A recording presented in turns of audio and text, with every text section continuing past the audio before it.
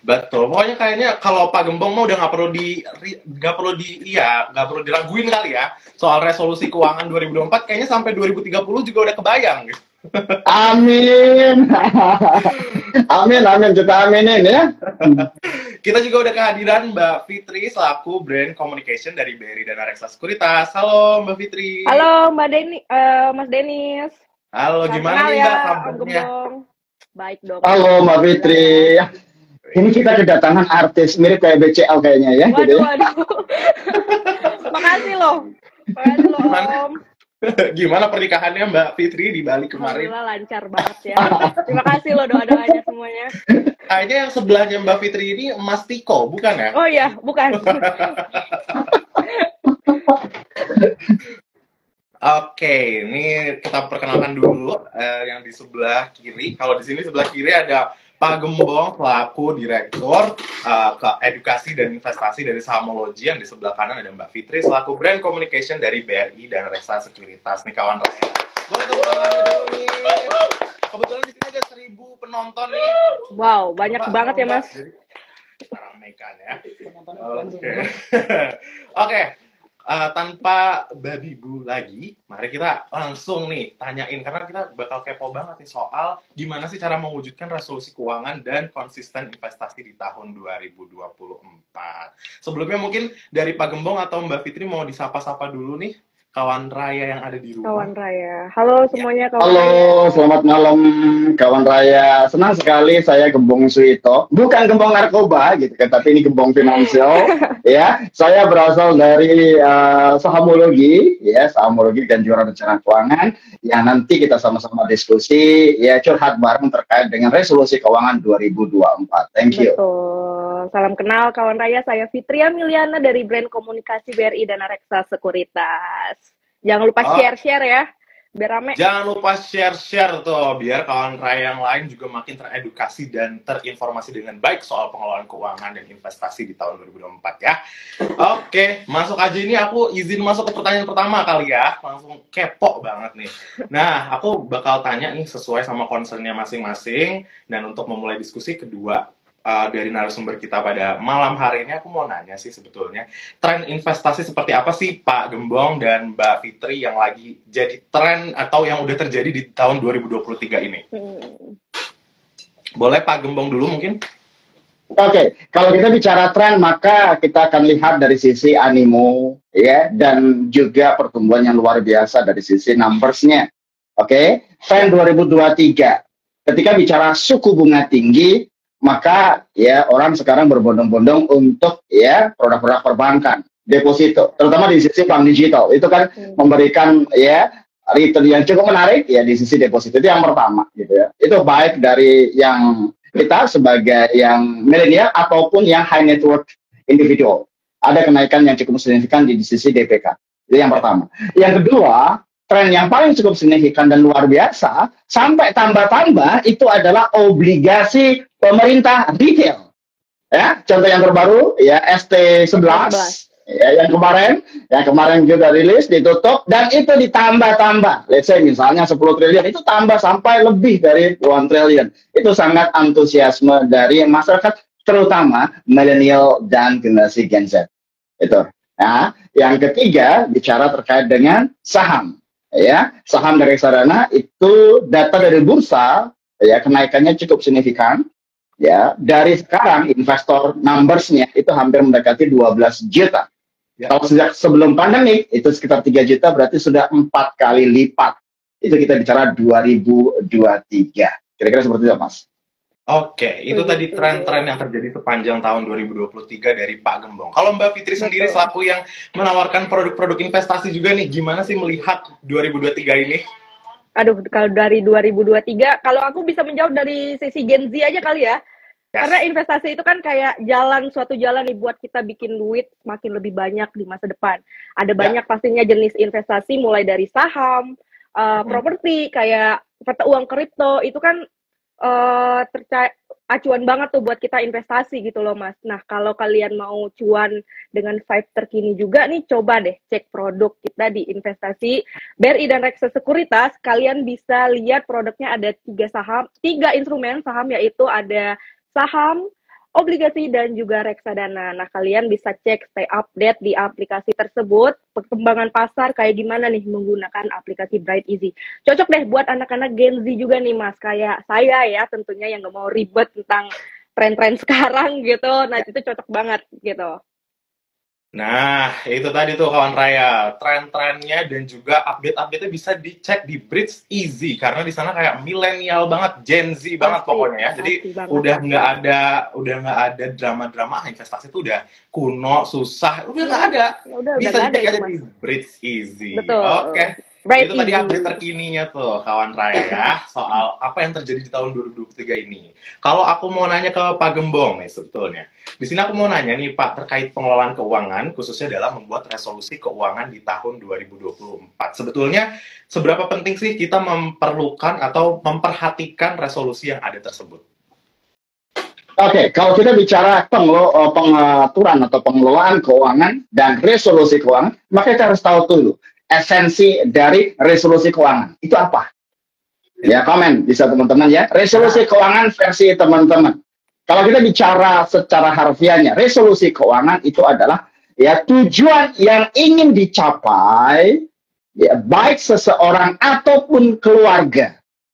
Bisa single, bisa double gitu kan, berkeluarga dalam jangka waktu tertentu. Apakah itu jangka pendek, jangka menengah atau jangka panjang? Penting nggak?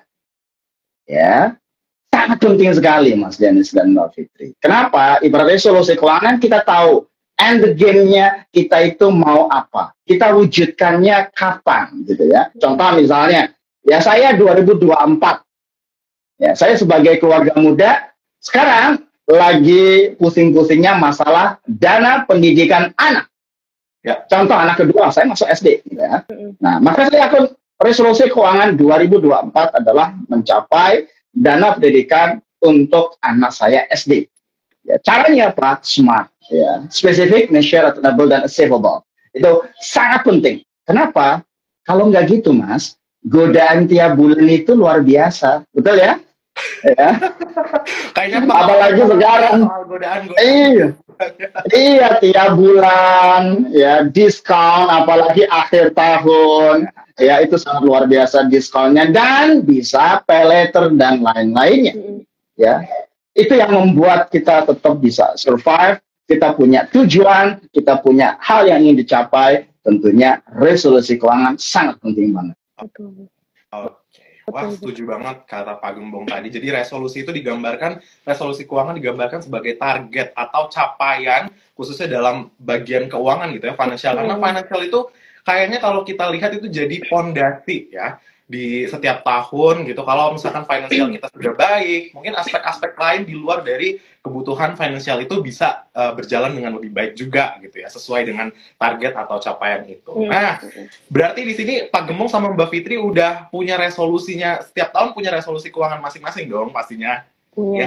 Punya dong pasti.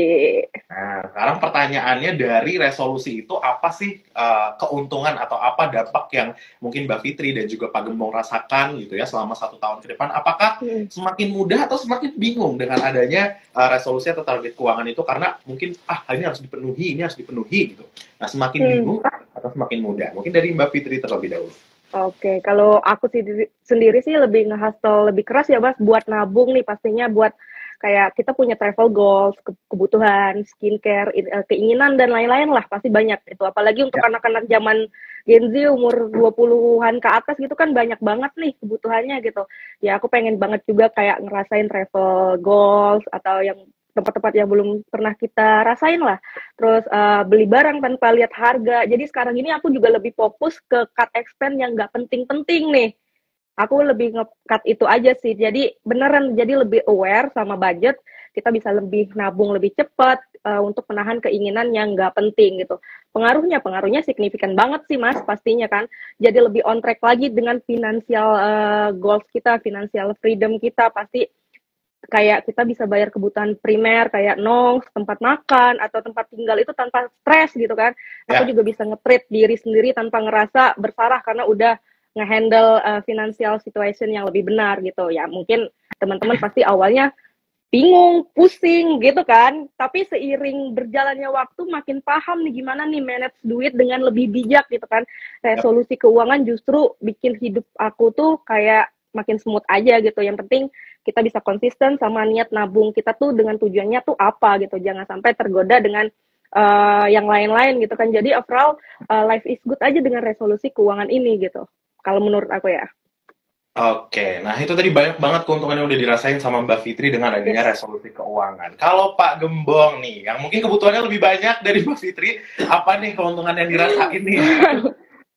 Oke, kalau kita bicara keuntungan membuat resolusi keuangan, itu ibaratnya kita ya seperti pengen bepergian, itu sudah jelas.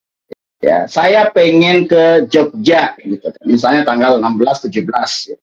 Nah, di situ kita udah langsung akan melihat, oh oke, ketika saya pengen ke Jogja, saya harus ngapain? Step by step-nya apa? Ya, saya pilih dari semua terkait dengan aspek keuangan. Kalau kita bicara resolusi keuangan, ya tentunya akan lihat, oke, saya punya tujuan, saya pengen bisa mencapai itu, kondisi saat ini, dan how to-nya jelas, step by step-nya jelas. Blueprint keuangan. Resolusi keuangan itu membuat kita peace of mind, tenang, nggak gerusa-gerusu gitu ya. Contoh yang paling simpel, kami sebagai orang tua, ya, pusing masalah pendidikan anak misalnya contoh ya. Tahun kemarin, ya, anak pertama itu karena tidak disiapkan dengan baik, gerusa-gerusu, ya, misalnya sekian gitu lah. Kalau sekarang anak kedua itu lebih mudah. Kenapa? Kita tahu, oke, anak kedua tahun depan masuk kuliah, masuk ini SD gitu kan, udah tahu biayanya. Saya harus nabung berapa? Otomatis karena kita sudah punya tahu tujuannya, bisa direcord dengan jelas, monitoringnya dengan jelas, saya harus nabung berapa, itu clear tiap bulan. Sisihkan sebelum sisa. Kalau dulu saya nyisakan dulu, nggak sisa-sisa mas, habis terus. Ya, apalagi treatment ya, ini banyak-banyak ini ya, gitu kan treatmentnya gitu. Nah, kira-kira itu manfaatnya. Jadi membuat kita akan lebih terarah, ya, fokus, motivasinya tinggi, dan tentunya step by step ya itu bisa mencapai tujuan atau resolusi keuangan tersebut. Setuju banget. Wah, tuh, sisihkan sebelum sisakan. Oh, take a note kawan Raya ya. Aku juga sebenarnya kalau aku boleh curhat di sini, aku merasa bahwa resolusi keuangan itu baik untuk tahun ini dan melihat resolusi tahun yang memang sudah berjalan ke belakang, itu memang sangat membantu aku dalam kebutuhan aku, memenuhi kebutuhan aku, dan tahu apa kebutuhan yang akan terjadi ke depannya. Dan kawan Raya, kayaknya sekarang udah nggak perlu pusing-pusing lagi nih bikin resolusi keuangan 2024, karena udah bisa pakai Bank Raya. Nah, masuk Bank Raya di sini. Kawan Raya udah bisa bikin nih, mungkin pakai saku budget gitu ya, dengan 10 jenis saku yang berbeda, udah kebutuhannya masing-masing, mungkin tadi uang pendidikan anak, atau uang traveling kayak Mbak Fitri tadi, kebutuhan skincare, dan sebagainya, itu udah bisa kita masukin ke 10 pos yang berbeda. Dan kalau mau nabung pintar, ada saku pintar dengan jangka waktu yang tertentu, jadi kita nggak bakal kegoda nih untuk mau ngambil tabungannya dulu deh, karena nggak bakal bisa gitu ya.